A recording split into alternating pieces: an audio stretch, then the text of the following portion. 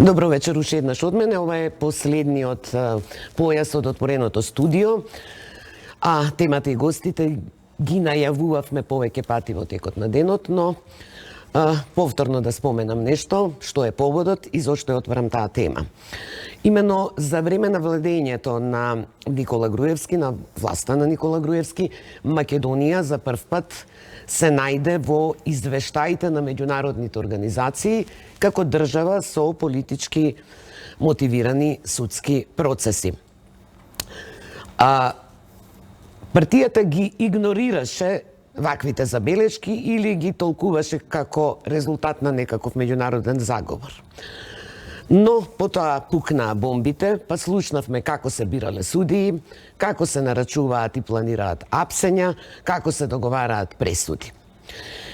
И за жал, новото раководство на ВМРО ДПМН не ги осуди сите овие појави кои го обележија тој период, но затоа стана многу гласни последниве 2 години за сите процеси што ги води специјалното јавно обвинителство да велат дека се политички прогон, политички мотивирани и монтирани случаи. Ова ме предизвика да проговориме, да повикам гости кои сите се сметаат дека во тој период биле жртва на вакви процеси судски и да направиме една паралела и компарација како се апсеше тогаш, колку траја судските постапки и што тие планираат, бидејќи има интересни идеи. Да ги представам гостите. Валентин Зафиров, Ване Цветанов и Саша Андоновски. Случаите се Андоновски бачило, шпиун, ликвидација. Така. Јас сакам да почнеме со Андоновски. Вие сте меѓу првите кои беше... Првиот. Број 1, значи. Број 1. Кој беше приведуван на спектакуларен и брутален начин за случајот Бачило. Сега, за овие што се жалат како сега им се приведуваат обвинетите или осомничените, ќе замолам од режијата да ја пуштат снимката од пред 12 години е тоа. Да. Како Министерството за внатрешни, начело со Гордана Јанкуловска, ве апсеа.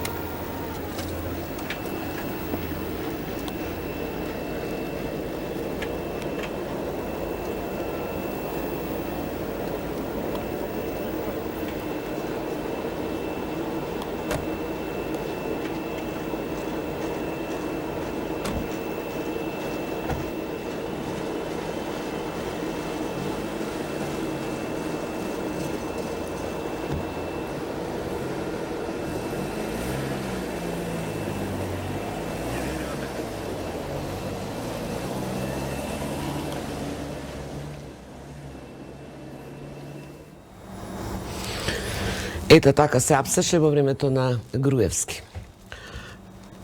Андоновски, подсетете не, бидејќи сте прв случај, јас навистина се сеќавам дека имаше снимки, но дури и заборавивме колку бевте во притвор, како ве осудија. Она што е интересно е, кога ви пишав дека сакам да гостувате, вие рековте дека не ви се верувало дека некој бе повикал. Вие сте прв пат после 12 години излегувате во јавност. Да, прво... Кога ја гледате, ова снимките се навистина за мене ужасни и не разбрав што е целта на оној со пиштолот вперен во вашата глава. Прво, добро вечер вам и на гледачите. Да, јас бев изненаден затоа што некој после 12 години се сети на почетокот на бруталноста на владењето на тогашната гарнитура. На што се должеше ваквото апсење, па не знам, пошто бев прв, веројатно тоа беше да се покаже силата и да се покаже начинот на кој што ќе се владее во наредниот период. Може би и тоа апсење, како што изјави тогаш премиерот Груевски, тогашниот премиер Груевски, се консултирал кога се вратил од Брисел, кога ја видел снимката со Министерката за внатрешни работи и таа го известила дека е согласно процедурите и законот за луѓе кои што се во бегство. Снимката, како што се гледа, е на аеродромот, така? Значи, еве ако сакате, вратете ја, пошто веќе ја пуштивте. Да, за да па ви јас ќе објасните, искоментирам снимката. Од неколку сегменти и аспекти. Како две камери да ве снима слика? Прво е снимано со неколку камери од страна на припадници на МВР. И снимката е дадена на медиумите веднаш за да се пушти на првите вести. Второ, се гледа дека ме вадат од полициската станица на аеродром. Значи, ако го видите времето, ова е 12:47 снимано. Авионот слета во 12:10. Јас пошто бев најавен дека се враќам, во присуство на двајцата инспектори што ме чекаа пред авион, отидов кај командирот на полициската станица, без лисици, без ништо, пиевме кафе. Чекав, жена ми дадоа полицаец да ја помогне со детето, пошто мало беше година дена. Вие бевте каде во странство? Во Нов Зеланд. Аха. Со знаење на полиција, за тоа подоцна ќе кажам. Добро. Еве, како што се врти камерата, ја покажува полициската станица. Сега е прашањето, ако веќе излегувам од полициска станица, зарем треба да ме претресуваат на аеродром, што правеа во полициска станица? Ми дозволија тамо да го внесам оружјето и бомбите, па да ме вратат назад да ги извадат. Како терористичка организација да сте со вперени пиштоли во глава. Да, па затоа велам. Значи, јас пиев кафе кај командирот, специјалците дојдоа 40 минути после моето слетување. И затоа ме вратија на писта, пошто задоцнија, или то покасно стигнала наредбата. Еве, сега кој ќе тргне возилото, се гледа во позадина авионот на пистата од каде што јас излегов. Во стариот аеродром, нели, немаше туби, ова е буквално на писта застануваше авионот и пешки одевме до терминал. Колку време бевте во авионот во позадина? Сега.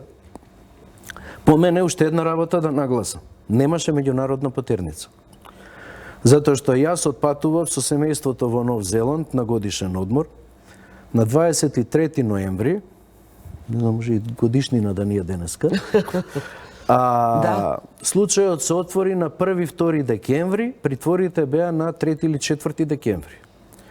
Што значи јас 10 дена пред отварањето на случајот бев отиден од Македонија. Второ, за да извадите виза вие за Нов Зеланд, вас ви треба од тоа време МВР ги издаваше уверенијата за неосудуваност и дека не сте предмет на кривичен прогон.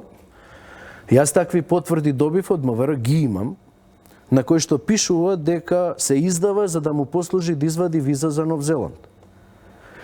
Истото тоа МВР потоа прати допис до судот која се отвори постапката дека не сум достапен органите на прогонот на домашна адреса и дека не знаат каде сум. За да, веројатно, се покрие некој ваков циркус. Трета работа, немаше меѓународна потерница затоа што веднаш што дознав дека се отвара случајот против мене, јас се јавив во Македонија и кај надлежниот судија, обвинител, го најавив моето враќање, преку адвокатите писмено го известив исто судот за ден и час на враќање. Ама вие не сте имале смртни закани за да останете во Нов Зеланд? Видете, нема, таму имаше океани, кофи со вода, немав потреба. Така, ќе продолжиме понатаму. Ване Цветанов, шпион. Како бе апсеа вас? Имаше снимки? Во делот на апсењето за случајот шпион има многу морбидни ситуации. Мојата е една од помалку морбидните, во 5:15 влегува специјалци, 12-тина, со фантомки на глава и така натаму. Извршија претрес, лисици на раце веднаш и така натаму. Во полициска станица имаше снимање дома, дел од тие снимки не излегува во јавноста. Излегува пред полициска станица, дел од тие снимки после ги повлекува. Но за делот со обвинетите имаше и tekako брутални моменти. Еден од побруталните моменти е каде што се апси Зоран Константиновски, човек кој што е опериран од тумор на мозокот, работи во УБК во тоа време. Неговите колеги знаат дека е на боледување со изваден тумор. Кога влегуваат да го апсат, една од работите е каде што неговата сопруга замолува да човекот за да стане треба прво да седи 10 на 15 минути за да може да се нормализира бидејќи има проблем со центарот за равнотежа. Тој е малтретиран и теран да стои веднаш. Следно не му е дозволено да си ги земе со себе и своите апчиња, терапијата. Во таква состојба му беше определена и мерка притвор на опериран човек од тумор. Од притворот еден период беше носен на хемотерапија во клинички центар, а подосна хемотерапијата со сила му се даваше да ја пие внатре во притворот, во форма на апчиња, со што човекот на некој начин беше и труен. Постои лекарска документација која што пред апсењето велела дека има надеж за животот на тој човек и дека захрепнува, но по оставањето на тој човек во притвор, едноставно тие губија. Оставија татко на 2 деца, без родители. Почина во притвор? Почина, не, кога видоа дека се тотално се влоши здравствената состојба, му определија домашен притвор. Уште поморбидно е што човекот починува во болница, во текот на постапката, а инспекторите без да знаат создаваат траума на семејството. Полицајците кои што се задолжени да проверуваат секој ден дали е дома, тој починат и го носат од државна болница дома, тие влегуваат да проверат дали избегал.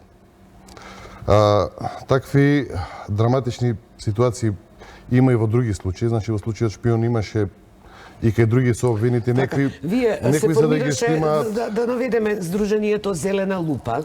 Да. Вие велите дека околу 500 имате членови. Да. Тоа се лица кои сметаат дека биле судени во, не знам, еве нефер постапки. Точно така. Јас не можам да тврдам дали сте вие виновни или не, но транспарентноста, на кој брутален начин Тоа се лица кои што се чувствуваат жртви на правосудниот беа систем, спроведувани постапките, за јавно. кои што била нарушена презумпцијата на невиност, на начин како што е апсен господинот Саша, лица за кои што во текот на постапките биле носени сведоци, дали заштитени или монтирани, чии што сведочења до ден денешен се спорни, лица кои што им било прекршено правото на одбрана и така натаму, имаме предолги притвори и членови на нивните семејства кои што се чувствуваат оштетени затоа што имаме и лица кои што ги изгубиле животите и така натаму. Поминавме еден тежок период ние како Република Македонија генерално, особено жртвите на правосудниот систем претрпеа монструозности. Имаме не еден смртен случај, туку многу. Мерката притвор се злоупотребуваше постојано. Имавме ситуација особено после 2011 кога ескалираше лудилото максимално. Скоро секој понеделник очекувавме веќе на телевизија како реалити шоу за жал кој ќе биде уапсен и која злосторничка група. Според нашите проценки и од она што сме го разговарали во самиот притвор, помеѓу нас, значи постоеле луѓе кои што реално сгрешиле и самите си признаваат дека направиле вина, но во секоја акција за организиран криминал, минимум половина од луѓето беа тотално невини, туку се одеше на сензација, се одеше на бројка. Ако 5 луѓе направиле нешто, крупни зверки, а тоа се во тоа време нели функциите ги има луѓе од таа партија, се одеше на масовност. Значи точно така. И ширење страф до сувото да изгори суровото. Да. И ширење страф до сите целни групи, ова сум го повторувал постојано, се апсеа, значи граѓани од сите категории и социјални слоеви. Од новинари, цариници, доктори, адвокати, разузнавачи, суди, обвинители, се апсеше буквално од секоја една професија со цел да се прати полицајци, царинарници и така натаму, со цел да се прати порака до секој еден дека доколку си ја работи својата работа по устав и закон, а не согласно наредбите од одредени центри на моќ, може да заврши во затвор, во притвор, без никакви докази и без да сторил било што. Така, да го чуеме сега Зафиров, бидејќи вие бевте судија. Вие сте во случај од ликвидација, каде и нашиот колега Кежаровски. Добре, кога ме апсеа, јас бев адвокат веќе, затоа што прво ме разрешиот и во 2008 на прес во судница кажав дека судството е под капата на извршната власт и тоа е најлошиот облик на мито и корупција, на корумпираност, многу полошо од обичното мито. Не го правдам ја митото, меѓутоа не е ништо во однос на корупцијата од извршната власт, па за 6 сата ми поведува постапка за разрешување, многу бе експресно. Кој ја покрена постапка? Судскиот совет. И дори ни кажуваа дека по службена должност тоа го направиле, односно дека имале право, а немаа такво право. На крајот тек кога ме разрешија, видов дека било по прија од централните полициски сили, од началникот на централни полициски сили и не ми ја дава, пошто имав право на увид во докази. Меѓутоа тоа е една друга постапка. Ја останав докрај доследен за моето мислење на судството и 5 години некако избегав, де ќе ме притвараат, па ќе ми кажат, па ја ќе испаднам на телевизија, еве сакам да се судиме, ама нема зошто да ме притварате. Не бегам, па не ме притвара и на крај кога дојде ослободител на предмета во страшно корумпираниот предмет Ореше, тоа е местенка невидена, не викам ја ни дека се невини, ни дека се виновни, ама дека докази немаше во предметот, пошто јас истрагата водев, во која бараше власт од мене да ги држам луѓето во притвор, долго да биде притворот, а јас притворот го завршив за месец дена. Во моментот кога го завршив притворот, они ми го одзедоа предметот и тогаш тргна фронтално така да се препукуваме со судскиот совет. Меѓутоа кога ме апсеа, беше интересно. Јас бев адвокат кој учествувал во постапки пред одделението за организиран криминал во судот и дента требаше да бидам таму како бранител.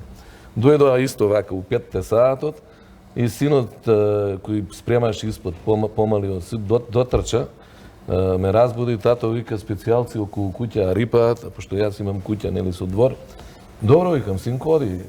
И ја тргнав на кај вратата да им отворам. И кога почнаа да тропаат, да кршат вратата, буквално да кршат вратата, и јас однатре викам, полека бе, ќе ви отворам.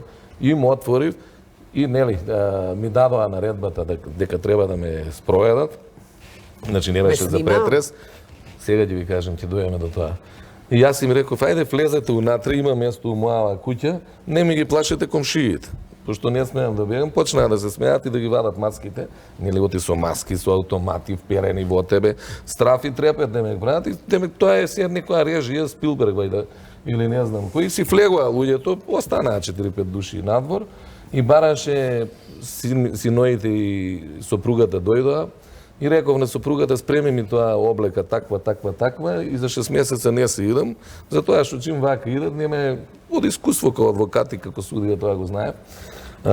Многу смирен бев и побарав телефонски да се јавам само на колешките од мојата канцеларија.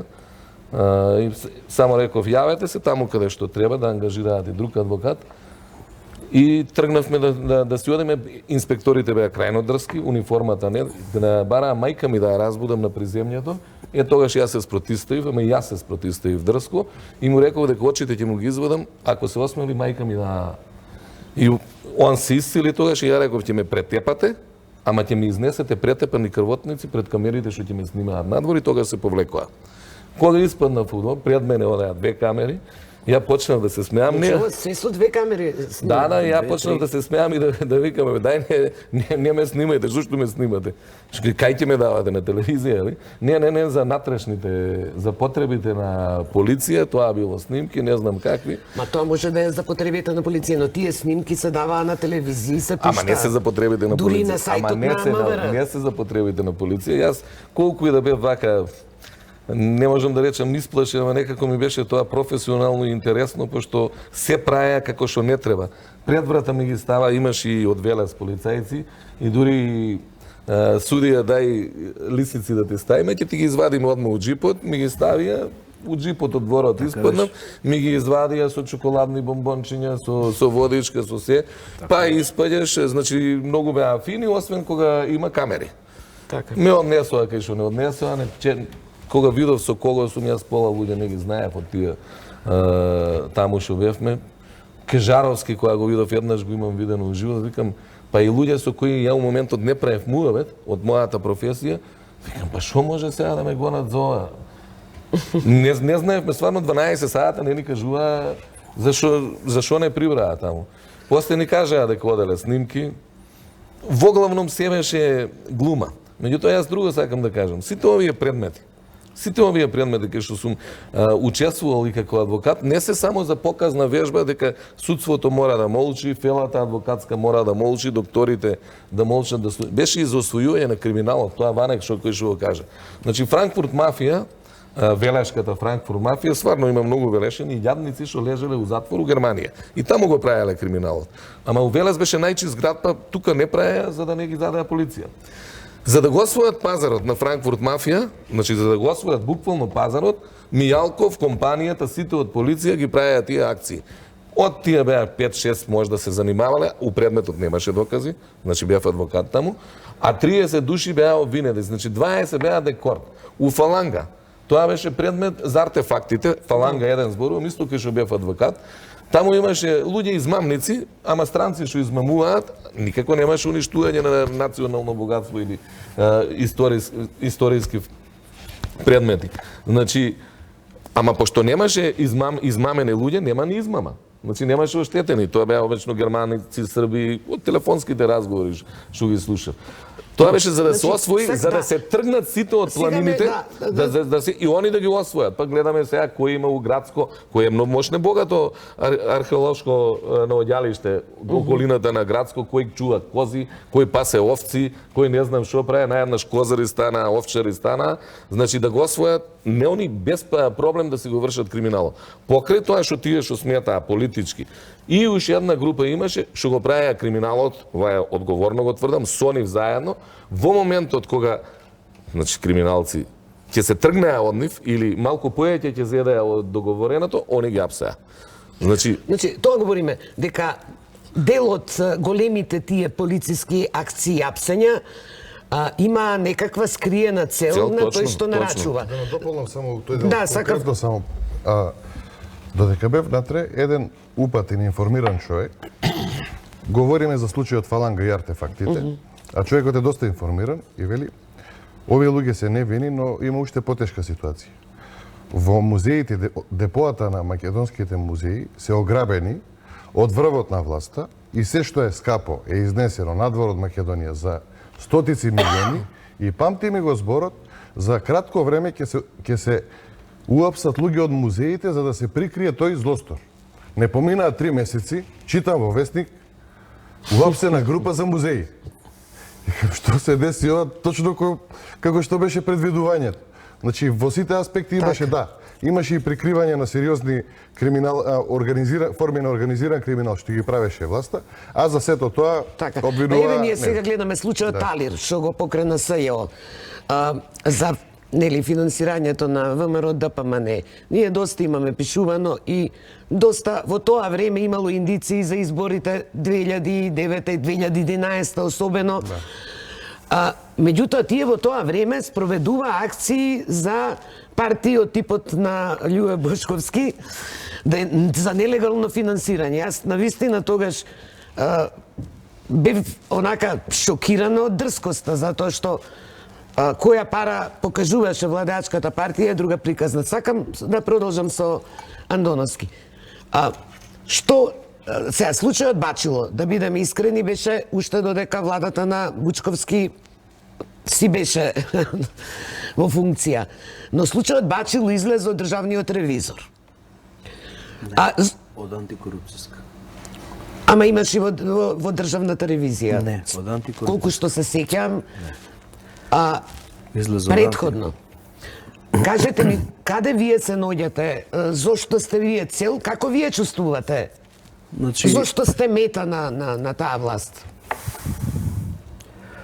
Знаете како, тој случај е сам по себе парадоксален. Прво таму 23 или колку бевме веќе, ја не се сеќавам обвинети. Составено од 2 дела, тие, како што рече веќе Ване, правеа големи случаи за да може да се Има прикрие... квантитет на, а квалитетот Па не знаете како, е дури сомнителен. и прво се трудеа секогаш да прикажат не знам какви морални димензии на настанот, не знам какви злоупотреби едно друго. Значи, цело време за мене се збореше дека сум продал не знам некое земјиште дека сум овозможил продажба на некое земјиште кај Соборен храм и целиот случај се што го памтат, сите го памтат по тоа земјиште, а во суштина мене ме судат за некои ниви во Решане. Значи нема врска со тоа. Тој плац конкретно го продаде владата по тоа на Груевски.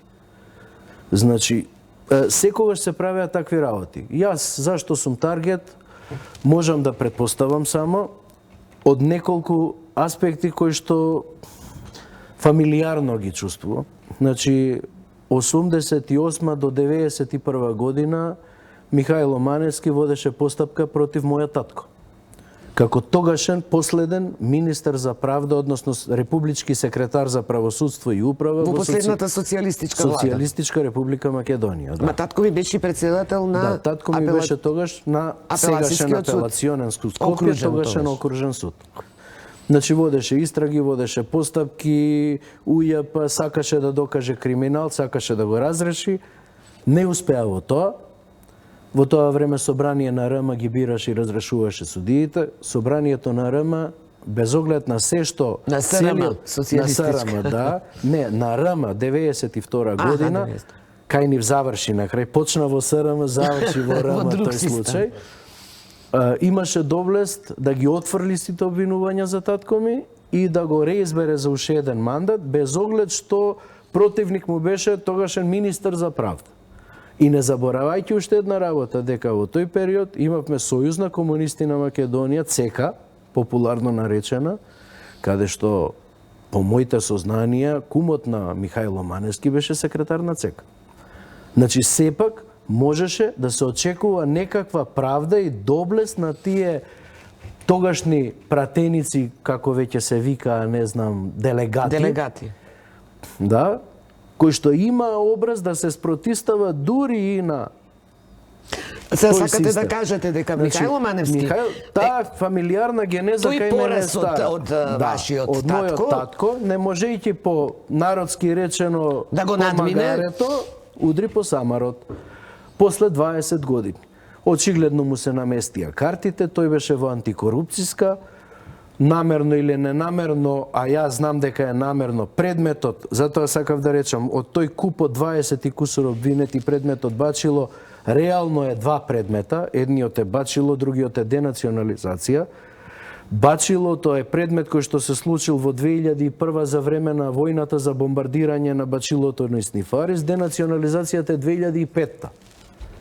Тие ги ставија во еден затоа што најдоа дека дел од некој од овие имоти кои што биле предмет на денационализација повторно се инволвира и Снифарис Джемаили. Со тој линк вие да поврзите 4-5 години тотално независни случаи е абсурдно. Втора работа, затоа што тој предмет конкретно за денационализацијата во антикорупцијска го зел да го води Михајло Маневски. Тоа по случајен избор или? Па, јас кога разговарав после тоа со некои членови и кога ги прашав, кој им ги предочив документите, што јас ги поседувам, пошто мене никој не ми кажа дека се води постапката, ми рекоа дека тие документи тие не ги располагале во антикорупцијска. И дека можеби и немало така да течат работите ако ги располагале. Меѓутоа, случајот Бачило го водела Сладжана Тасева, случајот денационализација е баш од сите паднал кај Михајло Маневски да го води против мене.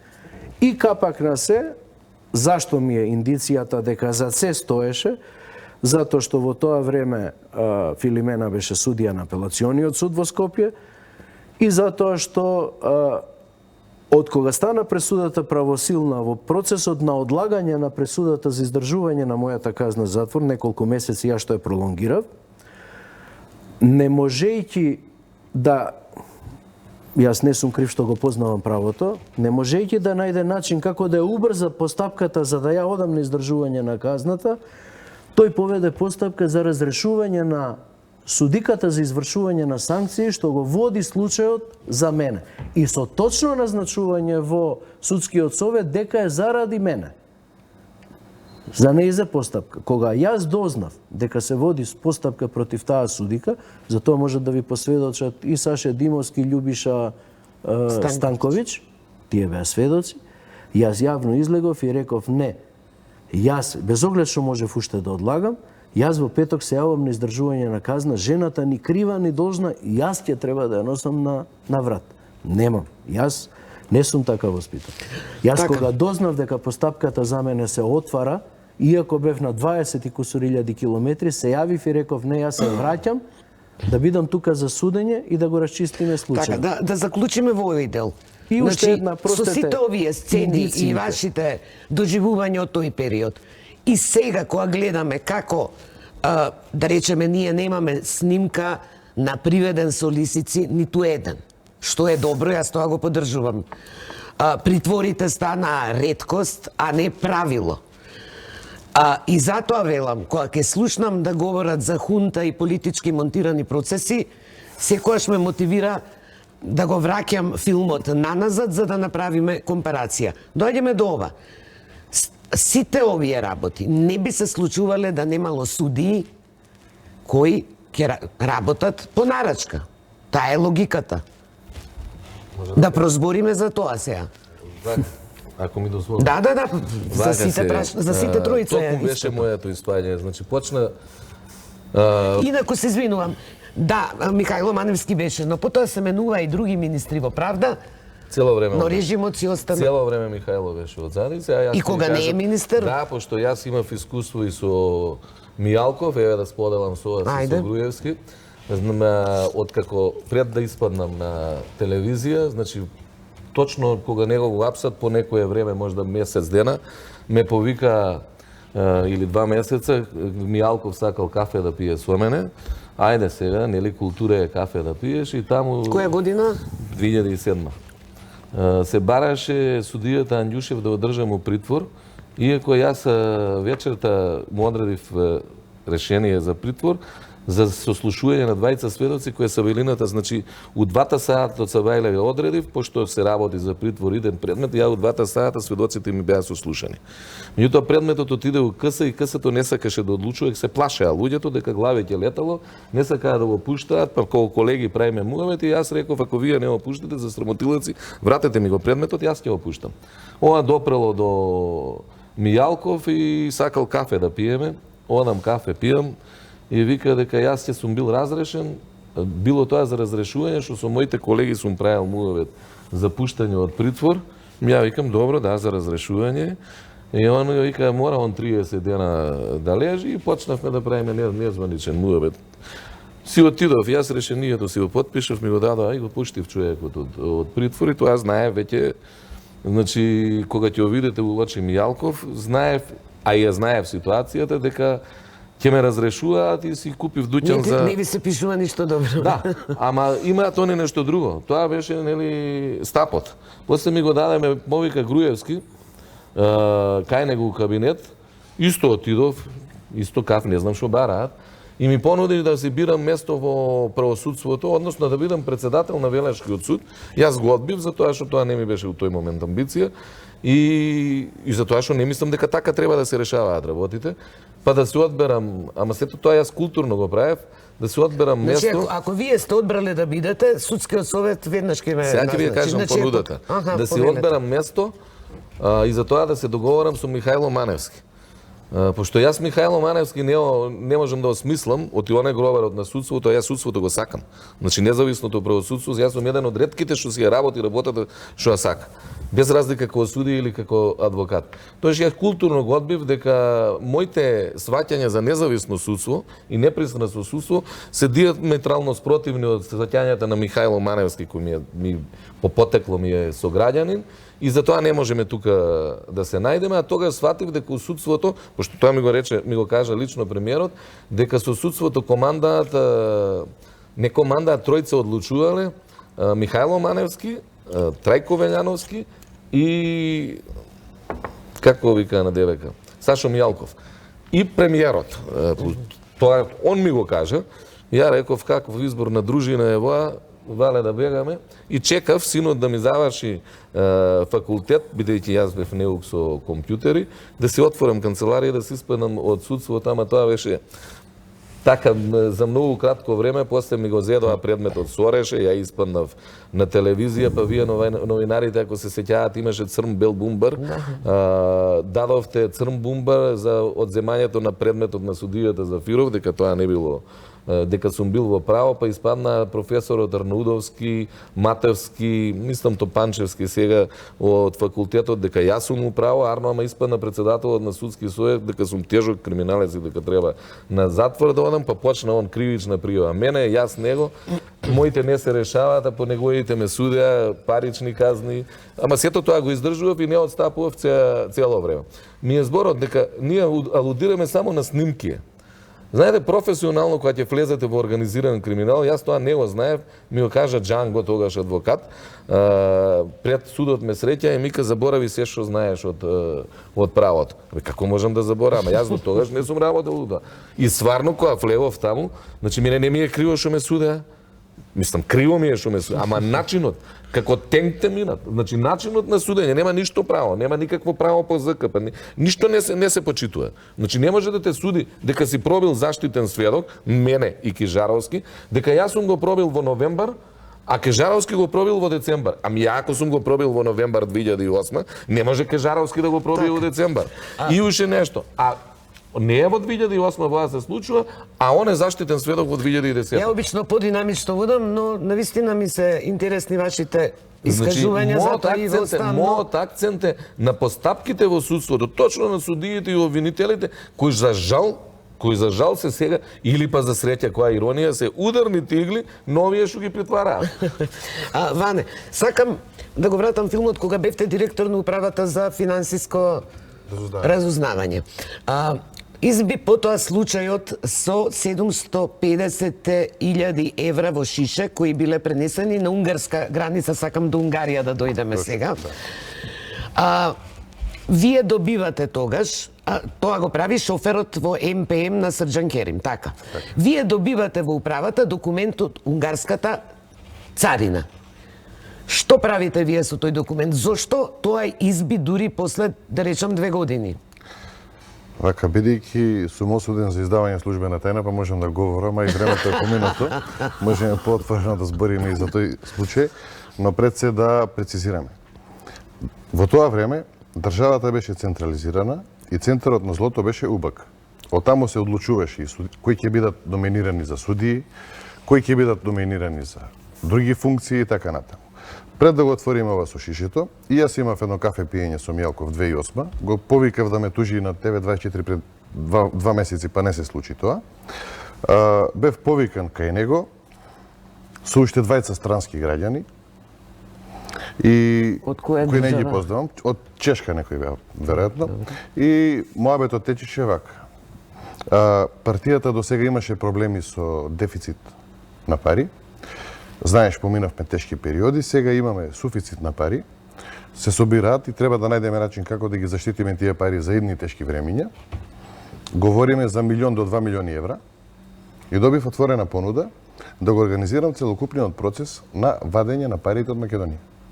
Од 1 до 2 милиона евра дневно. Колку дена дневно? 365 дена.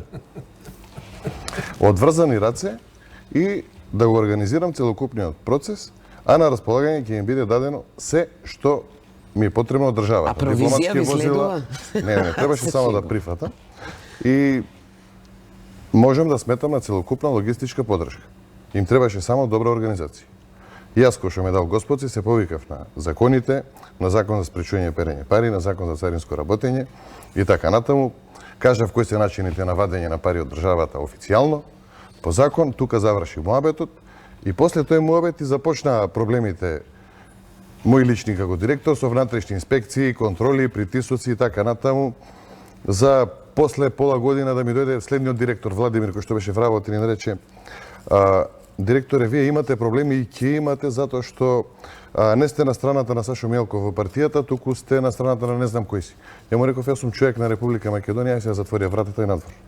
И така заврши тој момент, но да се вратиме сега за шишето. За да дојдеме до Унгарија. Сега. Уште ова пред да дојдеме до шишето, заклучокот од претходниот дел од дискусијата е крадецот велеше држте го крадецот. У нашиот случај шпионот велеше држте го шпионот. Шишето е само еден. Тогаш би дошло ликвидаторот. Па така ќе му дојде, да. Значи во Орешје, бидејќи станува збори за убиства, Да. веројатно и тоа. Можно е. Значи, релациите помеѓу врвот на ВМРО-ДПМН и Унгарија влечат корен уште од времето на Маđар Телеком, пред шишето следува Маđар Телеком, следуваат релации уште многу порано, и финансиски, и подземни, и безбедносни и така натаму, и пак ќе кажам дека коренот на злото бил и се уште е Ама што УБК. направивте вие со документот од унгарската царина, сакам? Официјално, да ми согласно одговорите. закон, ние постапивме, бидејќи се работи за меѓународен случај, каде што е потребна безбедносна проверка, ние тој предмет беше доставен официјално до Управата за безбедност и контрразузнавање. Со цел да бидат исконтактирани одредени лица, бидејќи тука имаш инволвирани и луѓе кои што некои се водеа вработени во собрание на РМ како посебно тело. Значи имаше луѓе кои што овде што има инволвирани. Се работеше за предмет кој што од една страна унгарците го даваат, но се потребни дополнителни испитувања кои што не се во тој период за јавна безбедност, бидејќи да не биде осуетен целиот предмет, туку да биде сработен како што треба. Ние комплетно го изработивме како финансиско разузнавање и го доставивме до Управата за безбедност и До контрразузнавање. Сашо Мијалков. Точно така. Веројатно Што тој добивте одговор? Како и за многу други предмети, можем да речем за стотина предмети други кои што били доставувани дали до јавна безбедност или до УБК, се работи на предметот, да, И имаме колку време ангажирани се работеше инспектори. во УБК на предметот? Па тоа Се работеше, тоа нели? беше една од главните причини каде што и бев ставен на тапет, затоа што јас постојано си прашував, не заради себе, туку заради генералната статистика, бидејќи по функција бев и шеф на македонската делегација пред Манивал комитетот при Совет на Европа во Страсбург, каде што се оценува целокупниот систем за спречување перање пари на Република Македонија. Значи, тоа е комплексна материја и таму бараат резултати. Од постапување на банки, па управата, па МВР, па пресуди, па конфискации и така натаму. И јас, како задолжен за таа работа, си прашував до кај е тој предмет, до кај е друг предмет, трет предмет. Се случуваше, Чавков ми бегаше по кафани, па Да го бидеме бркав. конкретни, зашто времето ни минува, јас сакам да Добре. фатим уште За овој случај барем две е пријавено до УБК и Колку постојано. време? Па, стои таму предметот сигурно 2 со години. фразата. Сигурно 2 години. Значи 2 години го држи УБК и Да, ништо до пред не. моето заминување, како и многу предмети, тоа беше една од Така. главните причини да ми се случи тоа што се случи, затоа што беа повеќе од 100 такви големи предмети. Но, да се навратиме. Значи, во Унгарија, веројатно, според моите информации, се погодил цариник кој што не бил информиран за целиот тек, па го фатил шишето, инаку поминале веројатно многу други шишиња. Не е тоа единствено. Да се навратиме на она кое што се случуваше со случајот Маđар Телеком, па да се навратиме на случајот Шпион, каде што луѓе кои што работеле за интересите на Република Македонија беа оквалификувани како шпиони, а денеска можеме да видиме дека оние кои што го монтираа случајот Шпион, Неџби и Христо, сега се наоѓаат во Грција, а ние бевме обвинети и осудени за шпионажа кон Грција и кон Унгарија, таа оска, а главниот нарачател на случајот Шпион сега се наоѓа во бегство во Унгарија од една страна, а имаме уште еден друг парадокс што мораме да го повториме. Значи, неколку месеци после нашето апсење, во нормална држава, доколку има осомничена група што шпионирала за некоја друга држава, следуваат протести, ноти, дипломатски скандали и така натаму. Добро, Виктор Орбан доби звезда. орден, да, тоа е кажано. Орден. Да преминеме конкретно ова што се случуваше, прво бегството на Груевски, а потоа нели апсењето на Мијалков за кој разговаравме во претходниот дел. Саша Андоновски на Facebook статус објави кога се дозна веста дека Груевски е во Унгарија и дека бара азил, дадовте предлог до сите жртви на тој режим, нели поранешен, и велите, ако диктаторот добие азил, и ние да го побараме како негови жртви. Јас и така ја најавив некако темата, потоа се приклучи и Зелена лупа со едно барање, ајде, за тоа сакам да разговараме. Ги повикувате, дадовте телефон да се јават сите што се сметаат жртви на тој претходен режим. И сите вие да барате да отидете пред унгарската амбасада и да барате истретман или азил не, како жртви, како што вели Андоновски, на диктаторот. Значи, видите, вака, мене спонтано ми дојде тоа затоа што од Facebook статусот негов напишан дека се чувствува жртва на овој режим. Океј, јас тоа не му го негирам како право. Ама јас се чувствувам жртва на неговиот режим. Се по аналогија, ако тој како жртва на овој режим го добие статусот, значи и нам како жртва на неговиот режим би ни следел по истиот критериум по кој што тој го бара статусот. Ви се јавуваат луѓе?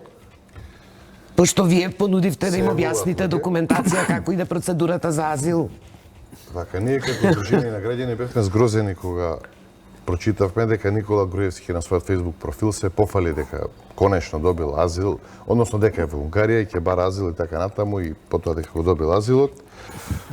Ние како жртви на правосудниот систем кој што беше окупиран од Никола Груевски бевме згрозени, запрепастени и изненадени. Во секој случај, бидејќи сепак Унгарија е членка на ЕУ, без разлика што Орбан владее таму како што владее. Ето, он прв влезе во Европска унија. Без разлика што владее како што владее, ние до ден денешен трпиме сериозни последици. Секој од нас не може да си го врати она во животот кој што го имал пред да стане жртва на прогон. Пред притварање, после притварање, бидејќи не сме биле жртви само во моментот кога не уапсиле, туку и пред тоа, со години и после тоа, така да многу тешко можеме да ги исправиме сите тие нанесени штети во нашите животи од време на режимот. Вие ја планирате тоа, вака пародична ми е акцијата, но е... Не е пародична, сериозна е. Многу сериозно. Ние имаме сигурно 200 луѓе кои што не можат да дојдат до својата правда, затоа што судството се уште не може да се исчисти. Добро, како планирате да има протест пред унгарската амбасада или колективно? Ќе видиме како ќе го договориме протокол. Ние во Тирана ќе го поднесеме барање. Значи, ние ќе бараме ист третман како Никола Груевски. Значи, ќе си влеземе во амбасада, еден по еден, ќе си бараме прием. Ние ќе пополниме документација на нашите членови на кои што му е потребно. Значи, согласно унгарските закони, правна помош ќе обезбедиме. Еден по еден ќе си влеземе, ќе си бараме ист третман, на исти начин, со дипломатски возила. Еве, најголемиот дел од нас не ни се одземени пасошите, па не мора да не шверцаат по граници. Така да ние ќе можеме да си поминеме по најрегуларен начин, но транспортот да ни биде еднаков, соодветен, како на Никола Груевски, да бидеме безбедно однесени до демократска Унгарија во наводници и да добиеме ист третман на азил. Експресно да добиете азил. Па, брзината на азилот е навистина запрепастувачка, бидејќи денеска говорев јас со правни експерти од областа на азилот, и давање на азил за 6-7 дена е навистина многу индикативно и нешто кое што е невидено во правото, особено во исклучително тешки случаеви, бидејќи процедурата за одбивање на барање на азил, да, може да е 6-7 дена, но процедурата за добивање на азил има многу постапки, барање на документи, подкрепа на докази и така натаму, и ова е страшно индикативно. А инаку, од друга страна, како зелена лупа, визави она што денеска го кажа Орбан дека Никола Груевски бил жртва на Сорос, да, и ние зелена лупа од Сорос немаме добено ниту еден проект и ние сме жртви на Сорос и немаме доволно средства за да ги штитиме правата на жртвите на правосудниот систем оформен од Никола Груевски, така да и ние ќе бараме по истите принципи, по истите основи, барање за азил од, пак ќе кажам, во наводници демократска Унгарија предводена од Орбан. Така, уште 5 минути. Тоа е она кое што го планираме, да. Сакам тезава следна. Кои кога го формиравте зелена лупа, се надевавте дека нели ќе дојде до некаква обнова на постапките, некаква ревизија таму каде што ќе овозможите нели нови докази, но се наметнува впечатокот, ништо од тоа до сега не се случува, но кратко ни е времето да не идеме екстензивно. Дали може да се случи попрво да бидат амнестирани обвинетите од функционери од ВМРО ДПМН, не отколку вие да доживеете некаква ревизија, барем на случаите. И Зелена лупа, и Комитетот за заштита на правата. Ние функционираме заеднички, координирано. Преку Комитетот за заштита на правата беа направени разговори со владата, беше покажана одлична волја и желба и подготвеност да се помогне во делот на враќање на правдата и владење на правото на овие случаи. Помина одлука на влада пред 6 месеци, каде што се задолжија институциите кои што се органи од извршната власт, не судство и обвинителство, да помогнат да одговорат на одредени наши барања, за да ни помогнат тие барања до МВР најконкретно, каде што бараме дали кога биле мерките поднесени, дали биле имало налог, значи технички. Не ни интересираат класифицирани информации, кои што би ни помогнале во постапките за повторување, но наидовме на ѓон во МВР. Неколку пати имало средби, имаше средби, беше ветувано да ќе се одмрзне процесот, ќе добиете одговори и така натаму, но таа соработка беше многу оскудна. За среќа, од последните средби кај министерот има одлична волја, но веќе се отворија картите. И јасно и гласно се виде дека главен обструктор за овие 6 месеци што се изгуби во делот на враќање на правдата, главен обструктор бил директорот на УБК Горан Николовски, кој што јавно кажал на еден од нашите членови, кога дошол веќе во ќош и немало каде, го повикал и рекол јас сум проблемот. Зошто? Затоа што ценам дека на тој начин ќе ја девалвираме службата, во иднина нема да може да работи, некои си објаснувања, а во некои случаи тој лично е можеби инволвиран. Но УБК застана, да, за крај. УБК остана главниот кочничар на повторување на судските процеси. И она што последно го имам како информација, до следната недела, таму до среда четврток, треба да се отклучи малце процесот. Ама нели е подобро тие со, да речеме, со судска одлука, пошто има дел класифицирани информации, да можете да ги добиете, но во судски постапки? Не. Така сега, ако може во војдел. Значи, сите тие предмети се завршени и се пропуштени рокови за повторување на постапки, и условите ги немаме за повторување на постапки, пошто треба нови докази, а тие ги има во МВР. Значи, ние од Зелена лупа и од Комитетот за заштита на правата, тоа го бараме да ни ги овозможат пристапот до некласифицираните и дали соодветните ресурси постапувале, пошто има разни ресори во МВР. А имате индици дека има такви? Знаеме, од предметите знаеме. Значи, ние знаеме кој како постапува. Да декласифицираат после 5 години. Аха, и тоа. И си зеде владата во врска на владина седница одлука за месец дена да ни одговори, на 15 мај донесе одлуката. Ја негде на 20 мај поднесов барање, ден денеска не ми е одговорено, и сите тука меѓу 15 и 1 јуни поднесовме, ден денеска не ни одговора, и можеме сега ние да го амнестираме министерот Спасовски, и јас верувам дека сака, ама ако не може, тогаш не можеме да го амнестираме. Значи, ако сака, нека спроведе, затоа што има услови по одлука на влада Така, да се... Јас сметам дека нели треба да се овозможи тоа. Ја не можам да тврдам дали има докази, дали е некој виновен од вас. Ја говорам за начинот на кој се водеа и судските процеси и апсењата, но треба да се овозможи. Значи, ова сакам да го кажам. Ја постојано инсистирам и ние сме едни од основачите на Зелена лупа и ние се договоривме дека нема да бараме амнестија, нема да бараме милост, него ние ќе бараме фер судење во кое ќе докажеме и нема да викаме дека ја никаде не сум рекол дека сум невин. Јас кажувам дека сум во една нетранспарентна, незаконска постапка осуден. Јас се чувствувам невин, меѓутоа како вас да ви објаснам ако не поминам низ таква постапка? Затоа што 28 години било кој имал допирни точки со државни функции политички, кога се покренува постапка, секој се прогласува за жртва на политички прогон. И веќе Ама ние токму тоа сакаме низ законита судска постапка. Токму така, Саша. Законита судска постапка. Знаете како е во нивните случаи можеби има потреба од декласифицирање на податоци или добивање некои дополнителни. Не се сите случаи такви. Меѓутоа имате еден институт во правото што е барање заштита на законитост.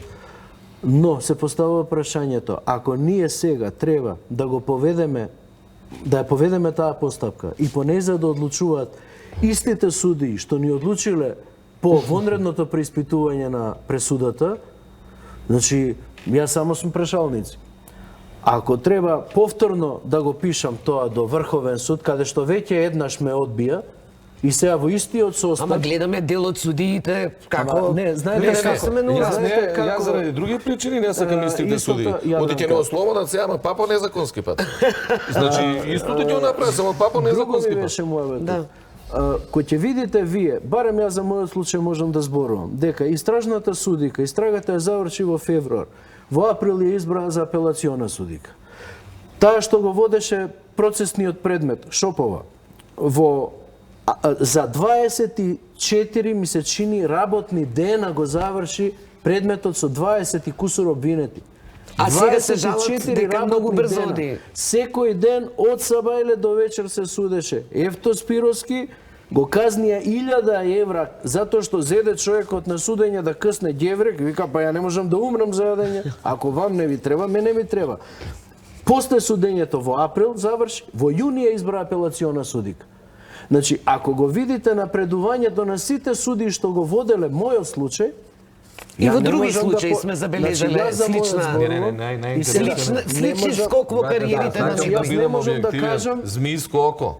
исто. Сите што го вода 11 години не е пресуден, Змијско око 5 притвор беа, не е почнат 11 години. Значи, Сколку и доби во Страсбург за околу притворите. за Значи, ние притворите. не можеме Друго да сакам, кажеме ако ми дека дозволи, Саше. непристрасно не И вие суделе кога кога видите. напредувале во кариерите. Значи 11 години предмет да нема пресуда.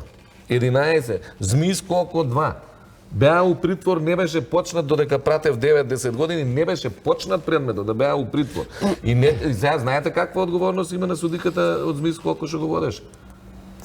Предметот. Не знам нешто. Уставен судија. Уставен судија. А тоа е, Вака, за Такви крај, награди се сега добива. продолжи да речеме, тие што ги водат процесите на СЈО, ако по неприроден пат почнат да ги скокаат скалите во судството, јас ќе бидам исто првиот што ќе кажам дека биле нарачани постапки. Така е. Значи, да. извинете, ама за мене вака, тоа е сериозна индиција. Пред некаде 6 години, мислам, напишав во Фокус, иако малку со иронија, бидејќи веќе беше евидентно дека власта се одмаздува на многу инаку мислечки луѓе јавно, па и од медиум, на секој со различни алатки. И дадов еден предлог во која ќе падне таа власт, музеот на жртвите од комунизмот, во еден дел да се даде дел за да биде музеј на жртвите на големизмот. Да, го знаеме. Како ви делува тоа сега од денесен? Одлична идеја. Па вака сега споменици музеи се Тоа е прават. исто како луѓе, нашето ние барање живи за Азија. слуѓе. Да. Во восочна или восочна димензија да се насмееме сред. Многу ви благодарам што бевте гости во овој дел на програмата. Се надевам ќе имаме и понатаму прилики да ги следиме сите овие работи и процеси. А сега ќе замолам од режија, денеска е нели Црн петок, Black Friday, и колегата Зоки Фаци го замоливме да отиде во Рамстор, во кај брендовите кои се грижат за мене и за Анета Кочишки. Ви благодарам што не следевте, потоа е Јана, па Дневникот и така и ние се гледаме следниот петок.